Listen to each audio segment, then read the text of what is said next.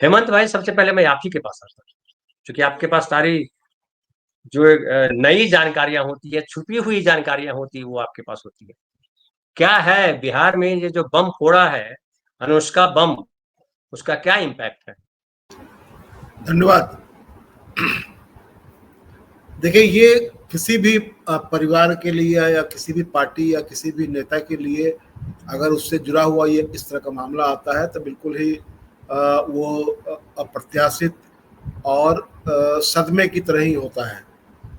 तो सबसे पहली बात तो ये है कि निश्चित रूप से ये लालू परिवार के लिए, लालू यादव के लिए व्यक्तिगत रूप से, तेजस्वी यादव के लिए, उनकी माँ राबड़ी देवी के लिए या पूरे परिवार के लिए ये सदमे की तरह ये खबर आई। लेकिन ये जान लेना जरूरी है कि जिस शख्स की वजह से ये सब कुछ हो रहा है, उस शख्स को निजी तौर पर मैं मानता हूं कि वह एक अराजकतावादी शख्स है और उसका वो एक एक्सीडेंटल पॉलिटिशियन है जो कि अपनी परिवार की वजह से राजनीति में आ गया हुआ है। मैं कहता हूं कि तेज प्रताप यादव अगर आज मुखिया का भी चुनाव लड़ ले तो उनको जीत उनको नहीं मिलेगी। ये उनकी हैसियत है राजनीति में। तो वो कुछ ऐसे मामलों की वजह से चर्चा में हमेशा बने रहते हैं और उनके भीतर जो एक कुंठा है कि बड़ा बेटा होने की, और इसकी वजह से वो बराबर कुछ न कुछ इस तरह का बितंडा खड़ा करते हैं। खास करके आप देखेंगे कि जब लोकसभा चुनाव हुआ था उस दौरान इन्होंने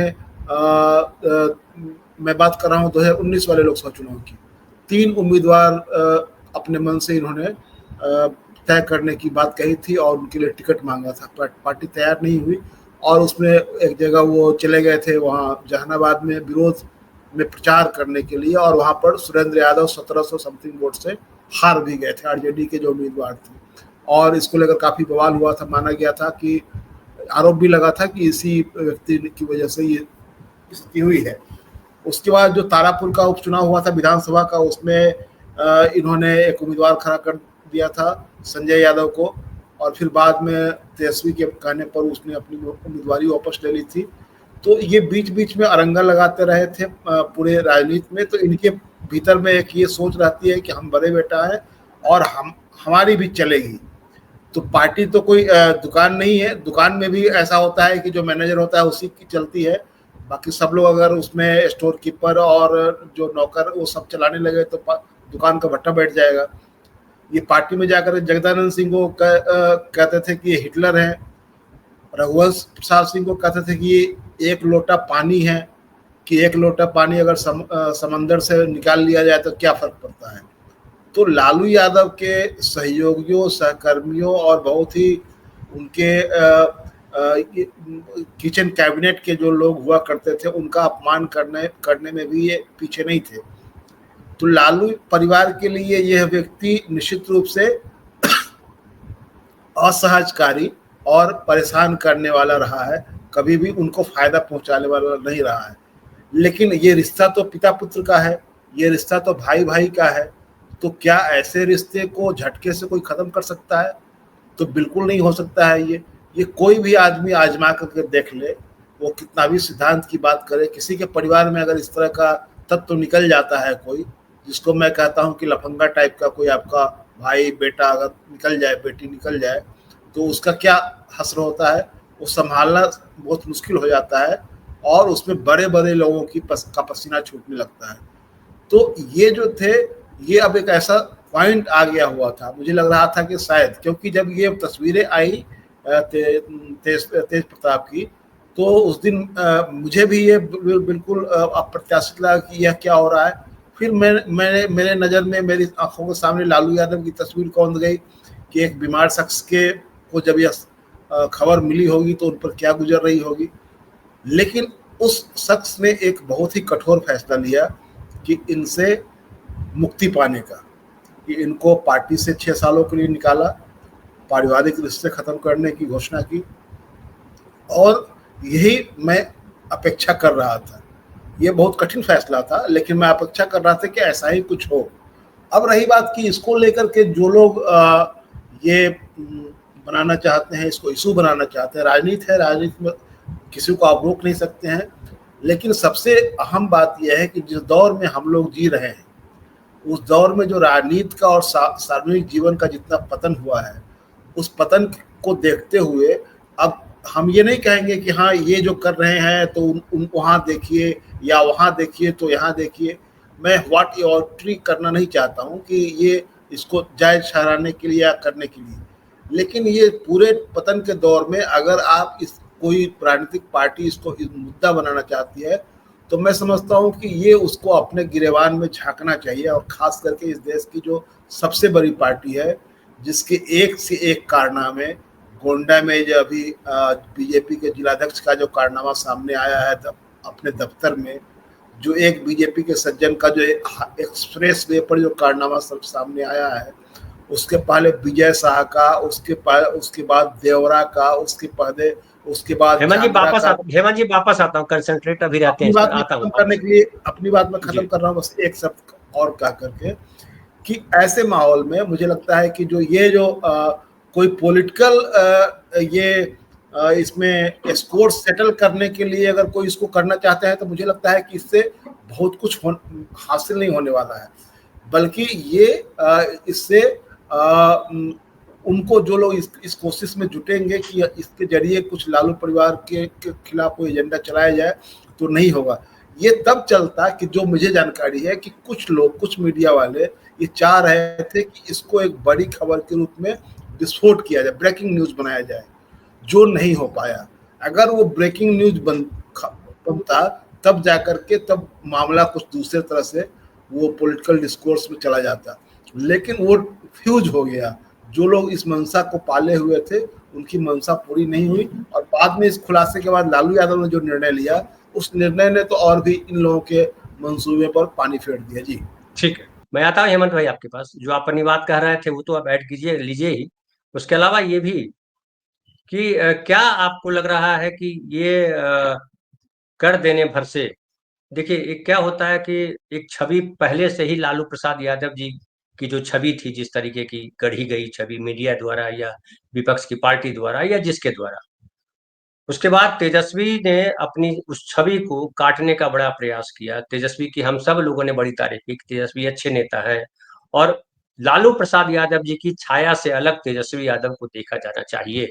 ये सब हम लोग इसके हिमायती रहे कि तेजस्वी यादव को लालू प्रसाद यादव की सिख के पास खड़ा होकर के, राबड़ी देवी के पास खड़ा होकर, साधु यादव के पास खड़ा होकर नहीं देखा जाना चाहिए। इवन तेज प्रताप वाली जगह पे खड़ा होकर नहीं देखा जाना चाहिए तेजस्वी को। लेकिन ये हम पढ़े लिखे प्रबुद्ध वर्ग समझ रहे हैं, जो एकदम किनारे रह करके, जो किसी न खिलाफ सोच करके न समर्थन में सोच करके हम बात करते हैं, निष्पक्ष रह करके एक तरह से बात करते हैं। लेकिन आम आवाम जो बिहार का है, जो मीडिया है, जो हालांकि मैं कल देख रहा था कि दिलीप जायसवाल ने इससे जब सवाल किया पत्रकार ने, तो दिलीप जायसवाल ने कहा कि मैं व्यक्तिगत मामलों में नहीं पढ़ूंगा, पारिवारिक मसला है, इसमें मैं कुछ नहीं बोलूंगा। ये एक बड़ा अच्छा मुझे अलग किस्म का बयान लगा। तो क्या आपको लग रहा है कि आम आदमी भी उसी तरीके से देख रहा है जिस तरह से हम आप सब देख रहे हैं?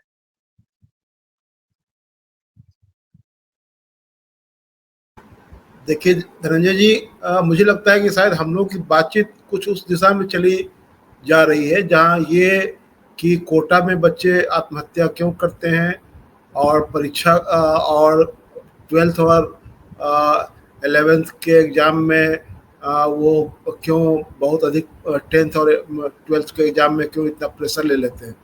ये मसला नहीं है। मसला ये है कि एक वयस्क व्यक्ति है जो अपने परिवार के लिए और अपनी पार्टी के लिए परेशानी का सबब बना हुआ है। अब उस व्यक्ति के बारे में हम लोग चर्चा कर रहे हैं, उसके आचरण के बारे में चर्चा कर रहे हैं। ये जो अभी जो कल्चरल कैपिटल की बात जो संदीप जी कर रहे थे, आप बताइए कि इस देश में किस पार्टी के नेता को या किस पार्टी को ये छूट हासिल है कि जिसका नेता यह कह सके कि मैं अविवाहित हूं, कुंवारा नहीं। यह कहने की छूट वाजपेयी जी को थी, यह कहने की छूट बीजेपी के लोगों के पास में है।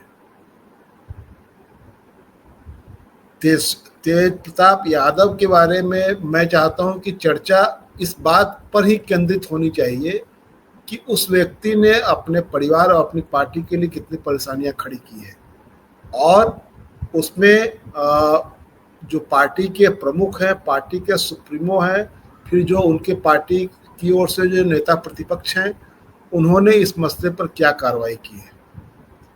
तो साफ साफ दिखता है कि एक 35-36 साल का व्यक्ति जो 15 से विधायक है, मंत्री भी रहा है, वह व्यक्ति अगर इस तरह का आचरण करता है तो ये कहना कि उन्होंने कहा कि हम 12 साल से रिलेशन में है, तो आप कैसे मान लेंगे कि वो 12 साल से रिलेशन में है।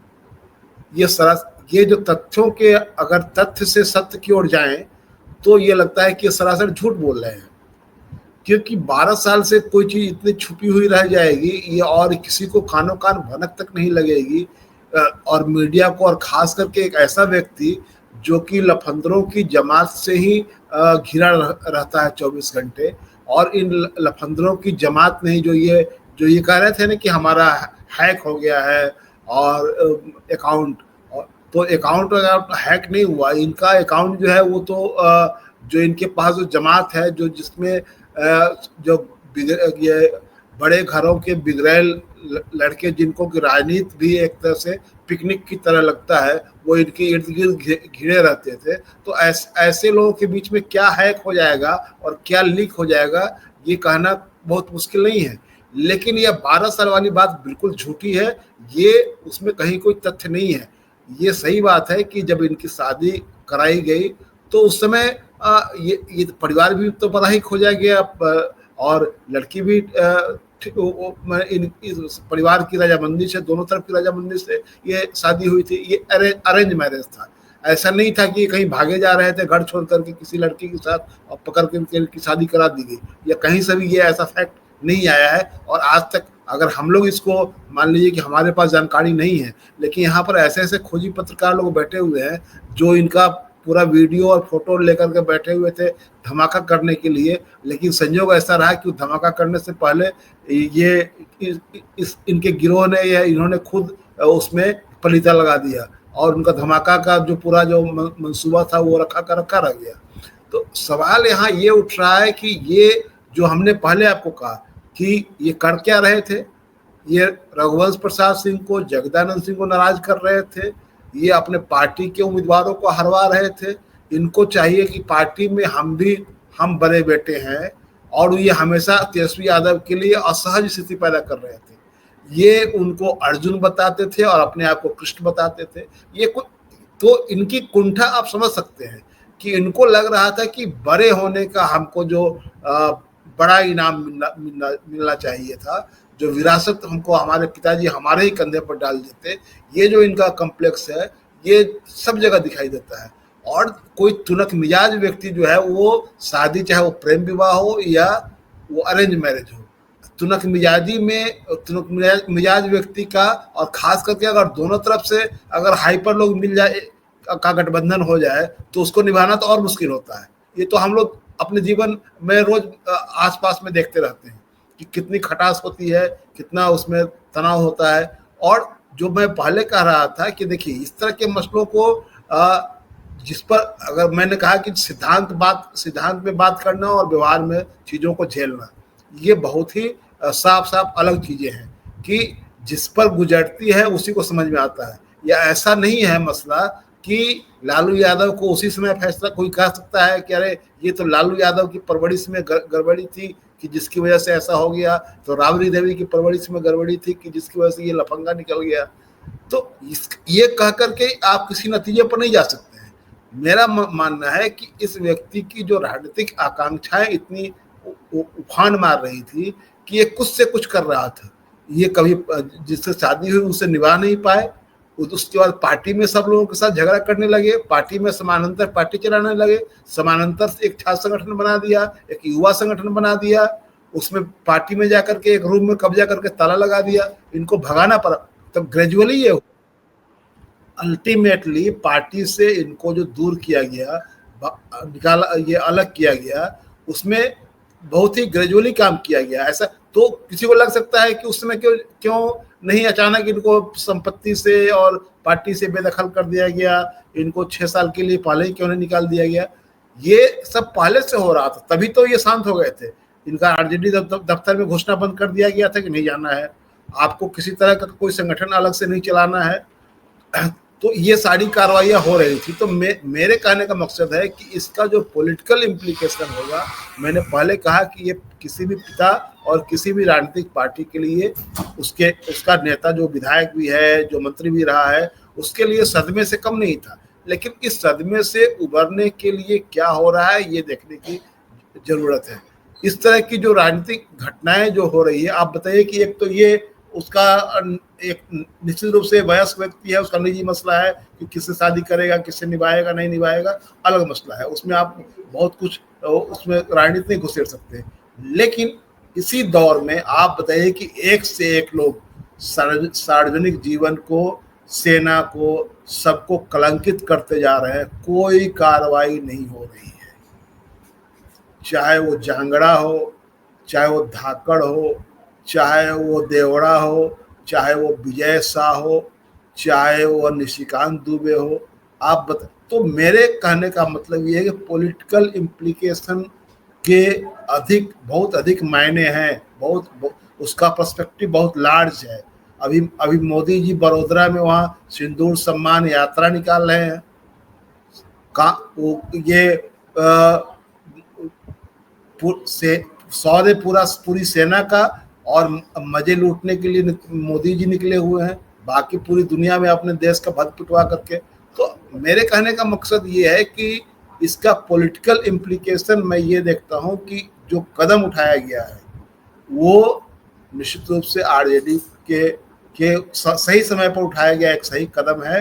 ये कदम अगर ये नहीं उठाते तो इनके लिए मुश्किलें पैदा होती, तब विपक्ष की ओर सवाल खड़ा होता। जो जायसवाल की चर्चा आप कर रहे थे बीजेपी अध्यक्ष की, मैं समझता हूँ उन्होंने वाइजफुल डिसीजन लिया इस मामले में, क्या कहना है नहीं कहना है, और ऐसा ही होना ही चाहिए। आप इसको बहुत छीछा लेदर करेंगे तो सिर्फ कुछ हासिल तो नहीं होगा, लेकिन उल्टे आपकी कमीज ज़्यादा गंदी हो, उस पर ज़्यादा धब्बे नजर आने लगेंगे।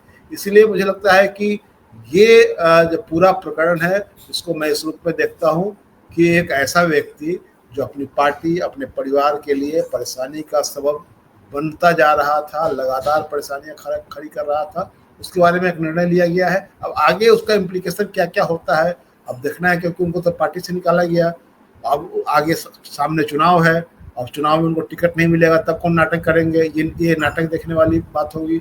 उसके बाद बाकी इस पूरी अवधि में इस चुनाव और इस जो गैप पीरियड है, इस पीरियड में उनकी गतिविधियां क्या होती है, विपक्ष कैसे उसका इस्तेमाल करता है, उनके जो लफंदर मंडली जो है उनके साथ में। आपको ये पता है कि परमेश्वर मुखिया के परिवार का लड़का सब भी उनके साथ घूमता था, मुझे जानकारी है इसकी। उनके साथ ऐसे लोग घूमते थे जिनका लालू यादव की राजनीति का घोर विरोधी और घोर ये वो सत्यानाशी विचार वाले लोग उनके साथ घूमते रहते थे।